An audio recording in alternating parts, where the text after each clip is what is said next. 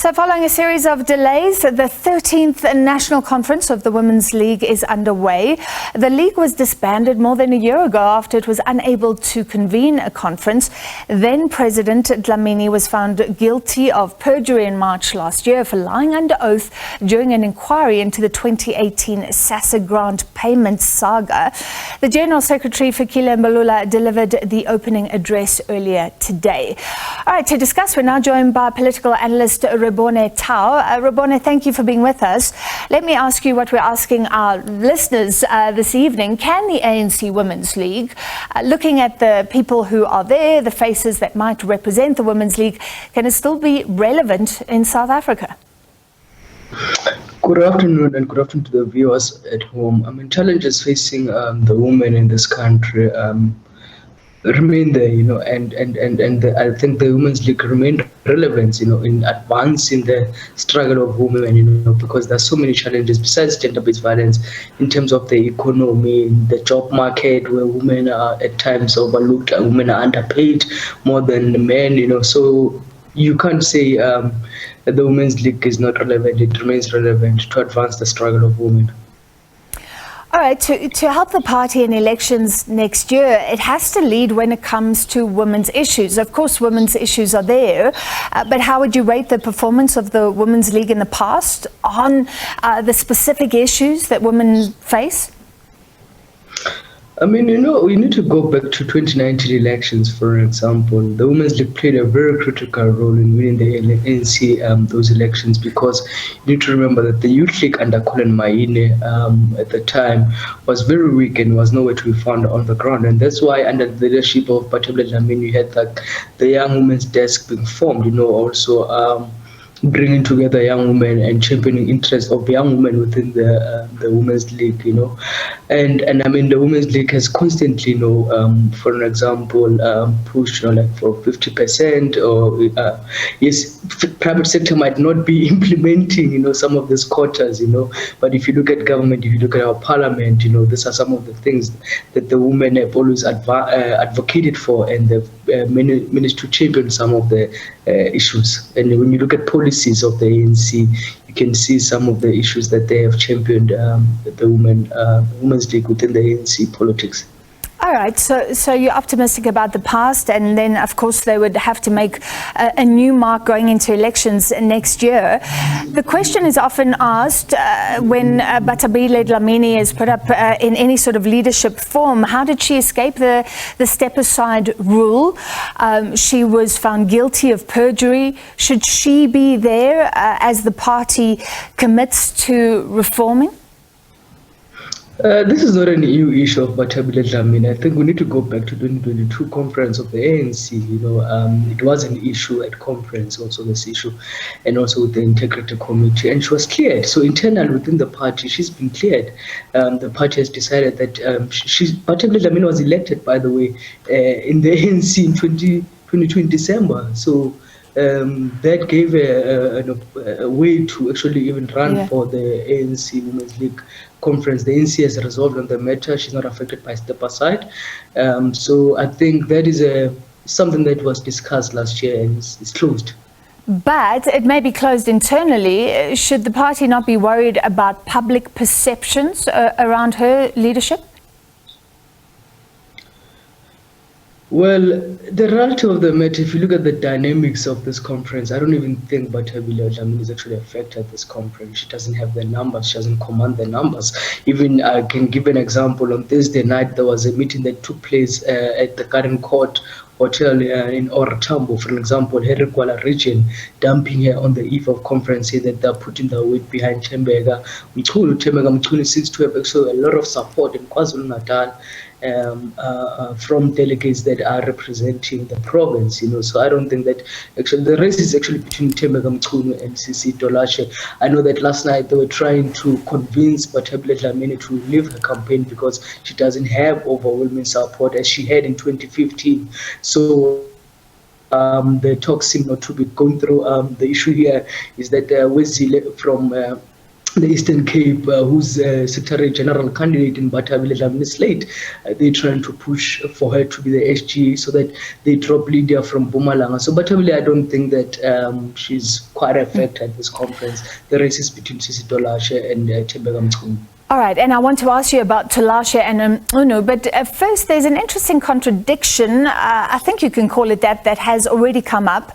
Baleka Mbete, the convener of the task team, said last night that the party cannot afford to be idealistic. It needs to come to terms with the fact that we are living in an era of coalitions, even in questioning why the ANC doesn't get that.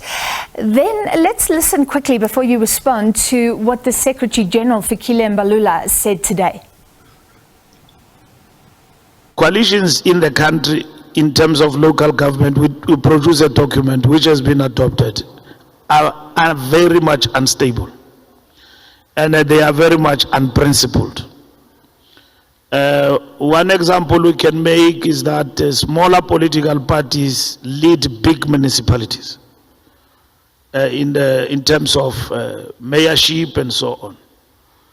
We have then said that, look, let's look at the law in relation to that, so that you institutionalize the question of who then leads in terms of a stalemate where we then have got to have coalitions. Shouldn't the party with the bigger number be the ones that is given an opportunity to form a government? Now, if I can go with that proposition to political parties, as the ANC, they are going to say no. That's why Deputy President Paul Mashatile is leading a process in government to say that how do we deal with this in terms of legislation so that we institutionalize the question of how, in terms of local government, we then deal with the coalitions. And that is what we are dealing with.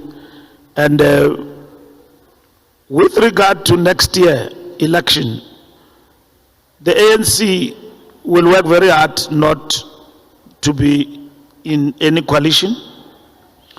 We are not in talks with anyone about what can happen next year, because we are not just convinced, we are very clear that we will not be we will still govern this country through the mandate of the people, because the people are telling us so, and the people are not saying to us that the ANC should actually be out of power and govern with others. Right, so singing from different hymn sheets, Baleka Mbete saying it's the era of coalitions. He's saying let's resist the era of coalitions. Is that a big problem? For the mere fact that, the ANC internally engages on this thing, yes, there might be different messages. That's the thing about the ANC, that as the leadership, they engage on this, but when they speak out, they contradict each other, But the result of the matter, I agree with Baleka Mbete, coalitions are here to stay. For example, look at KwaZulu-Natal. The ANC just recently lost the award, to the IFP. They're actually not doing very well in that province. I'm not sure if the ANC will even retain that province post 2024 elections. Nationally, with the dynamics that are going to play themselves also at this conference, because with this conference, the one thing is that you have the same faction contesting each other. There's also the list process that the ANC most of the time fails to manage the list process, So they might actually go below 50 by the look of things, looking at the Free State, because we're still also waiting to see Isma Khashule, because there are rumors that he's going to form his own political party. So as the Secretary General, also Fikile Mbalula can also give a sense that they've given up, as the ruling party, that they have accepted, coalition. So obviously they also want to give confidence, to their voters. That one of the things he was saying, we're in charge, and I'm like, wow. I wonder if the numbers on the ground, when you look at 2021 elections, do they actually reflect that we're in charge? That's, I think, arrogancy. Well, you're right. And he was saying, essentially, we also need to change the law just in case, right? Meaning that the ANC would be preparing for coalitions. Okay, final question. So, as I understand it, Bathabile Dlamini was seen as still linking to the RET faction. The other two seen as loyal to the president. You said now they are in the race, Unu and Tolashe. Tell us a bit about these two possible leaders of the ANC Women's League.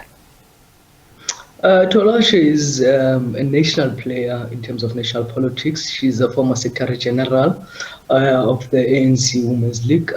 She led with NG Moseka during her tenure as the president. But one thing about Tolashe is that, they were elected in 2008. This is post-Polokwane. With NG Motshekga, and they failed to even take the Women's League to conference. The Women's League was able to go to conference in 2015 only, so they overstayed their term of office, which is a bit worrisome, that why would you want to bring someone like that back, as a presidential candidate when they failed the organization during their tenure as the Secretary General. And when I've been speaking to some people, say she even abandoned Little House to take up a post in the Eastern Cape to become an MEC at the time, But also one thing, what is interesting about this, when I look at this thing, yes, Bathabile might still be there, but she might not have numbers. But this is them coming to claim back, because in 2015, she and NG Motshekga lost to Bathabile and them. Slate that was elected, the leadership that was elected in 2015. So this is it's the return of 2015, And then you've got Tembeka Mchunu of recent, she lost, trying to contest to be the chairperson of the ANC in Musatala region. She tried again to contest the last conference of the ANC in KwaZulu-Natal to be a PC member.